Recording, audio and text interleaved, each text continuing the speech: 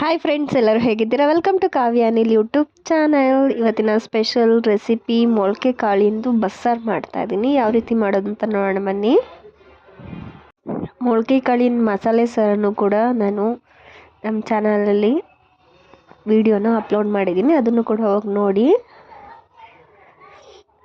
ಈ ಮೊಳಕೆ ಕಾಳನ್ನೆಲ್ಲ ಒಂದು ಕುಕ್ಕರ್ಗೆ ಹಾಕ್ಕೊಂಡು ಕೂಗಿಸ್ಕೊಬೇಕು. ಸ್ವಲ್ಪ ನೀರು ಬಿಸಿ ಆಗೋವರೆಗೂ ವೆಯ್ಟ್ ಮಾಡಿಬಿಟ್ಟು ಅಷ್ಟರಲ್ಲಿ ಕಾಳೆಲ್ಲ ನೀಟಾಗಿ ಇನ್ನೊಂದ್ಸರಿ ನೀರಲ್ಲಿ ವಾಶ್ ಮಾಡಿಕೊಂಡು ಕುಕ್ಕರ್ ಒಳಗಡೆ ಹಾಕ್ಕೊಳ್ಳೋಣ. ನಾನಿಲ್ಲಿ ಸ್ವಲ್ಪ ಸೊಪ್ಪಿತ್ತು, ಸೊಪ್ಪನ್ನು ಕೂಡ ಹಾಕ್ಕೊಂಡು ಮಾಡ್ಕೊತಾ ಇದ್ದೀನಿ. ಇದಕ್ಕೆ ರುಚಿಗೆ ತಕ್ಕಷ್ಟು ಉಪ್ಪು ಹಾಕ್ಕೊಂಡು ಲಿಡ್ನ ಕ್ಲೋಸ್ ಮಾಡಿಬಿಟ್ಟು ಒಂದು ವಿಷಲ್ ಹೊಡ್ಸಿದ್ರೆ ಸಾಕಾಗುತ್ತೆ. ಮೊಳಕೆ ಕಾಳು ನೆಂದಿರುತ್ತಲ್ಲ, ಅದರಿಂದ ಬೇಗ ಬೇಯುತ್ತೆ. ನೆಕ್ಸ್ಟು ಈಗ ಮಸಾಲೆ ರುಬ್ಬಕ್ಕೆ ಯಾವ್ಯಾವ ಐಟಮ್ಸ್ ಬೇಕು ಅಂತ ನೋಡೋಣ ಬನ್ನಿ. ಸ್ವಲ್ಪ ಹೆಚ್ಚಿರೋಂಥ ಈರುಳ್ಳಿ ಬೆಳ್ಳುಳ್ಳಿನೆಲ್ಲ ಫ್ರೈ ಮಾಡ್ಕೊಳ್ಳೋಣ. ಹಂಗೆ ಡ್ರೈ ಫ್ರೈ ಮಾಡ್ಕೊಬೇಕು. ಇದೆಲ್ಲ ಸ್ವಲ್ಪ ಸಾಫ್ಟ್ ಆಗೋವರೆಗೂ ಫ್ರೈ ಮಾಡ್ಕೊಬೇಕು. ಇನ್ನೊಂದು ಸ್ವಲ್ಪ ಈರುಳ್ಳಿನ ಮಿಕ್ಸಿ ಜಾರಿಗೆ ಹಂಗೆ ಹಾಕ್ಕೊಳ್ಳೋಣ. ಸ್ವಲ್ಪ ಬೆಳ್ಳುಳ್ಳಿ ಸ್ವಲ್ಪ ಹಸಿಯಾಗಿ ಹಾಕ್ಕೊಳ್ಳೋದ್ರಿಂದನೂ ಟೇಸ್ಟ್ ಚೆನ್ನಾಗಿ ಬರುತ್ತೆ.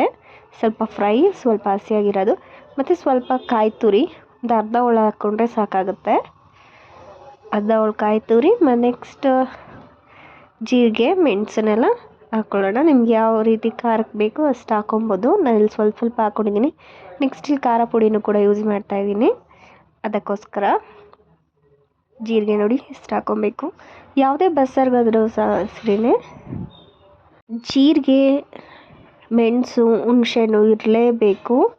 ಅದರಿಂದನೇ ಬಸ್ಸಾರಿಗೆ ತುಂಬಾ ಟೇಸ್ಟ್ ಇರೋದು.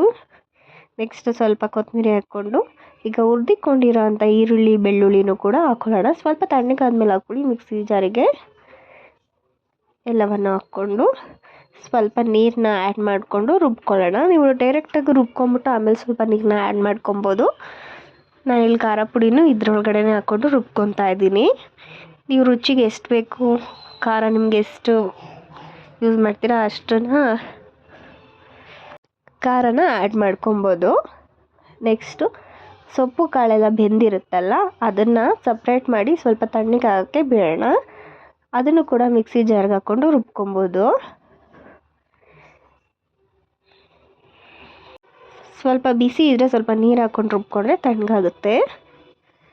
ಎಲ್ಲ ನೀಟಾಗಿ ಪೇಸ್ಟ್ ಮಾಡ್ಕೊಳ್ಳೋಣ. ಅಷ್ಟರಲ್ಲಿ ಒಗ್ಗರಣೆಗೆ ಹಾಕೋದು ನೋಡ್ಕೊಬರೋಣ ಬನ್ನಿ. ಒಂದು ಪಾತ್ರೆನ ಕಾಯಕ್ಕೆ ಇಟ್ಕೊಳ್ಳೋಣ. ಗ್ಯಾಸ್ ಆನ್ ಮಾಡಿಕೊಂಡು ಅದಕ್ಕೆ 2-3 ಟೇಬಲ್ ಸ್ಪೂನ್ ಆಯಿಲ್ ಹಾಕ್ಕೊಂಡು ಈಗ ಅದಕ್ಕೆ ಸ್ವಲ್ಪ ಬೆಳ್ಳುಳ್ಳಿ, ಸ್ವಲ್ಪ ಈರುಳ್ಳಿ, ಒಗ್ಗರಣೆಗೆ ಅಂದರೆ ಬೆಳ್ಳುಳ್ಳಿ ಈರುಳ್ಳಿ ಸಾಸಿವೆ ಎಲ್ಲ ಹಾಕೋದು ಕಾಮನ್ ಆಗೇ ಇರುತ್ತೆ. ಈ ರೀತಿನೂ ಹಾಕ್ಕೊಂಡು ಮಾಡ್ಕೊಬೋದು. ಸ್ವಲ್ಪನೇ ಎಣ್ಣೆ ಸಾಕು ಫ್ರೈ ಮಾಡ್ಕೊಳ್ಳೋಕ್ಕೆ. ನೆಕ್ಸ್ಟ್ ಈಗ ರುಬ್ಬಿರೋಂಥ ಮಸಾಲೆನ ಡೈರೆಕ್ಟಾಗಿ ಹಾಕ್ಕೊಳ್ಳೋಣ. ಈಸಿಯಾಗಿ ಮಾಡ್ಕೊಬೋದು. ತುಂಬಾ ಟೇಸ್ಟಿಯಾಗಿರುತ್ತೆ, ಹೆಲ್ದಿನೂ ಕೂಡ.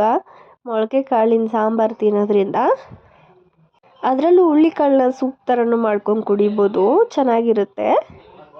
ಈಗ ರುಬ್ಬಿರೋ ಅಂಥ ಮಸಾಲೆನೆಲ್ಲ ಹಾಕ್ಕೊಂಡು ಫ್ರೈ ಆದಮೇಲೆ ಸ್ವಲ್ಪ ಜಾರನ್ನ ನೀರು ಹಾಕ್ಕೊಂಡು ತೊಳ್ಕೊಂಡು ಅದನ್ನು ಹಾಕ್ಕೊಳ್ಳೋಣ.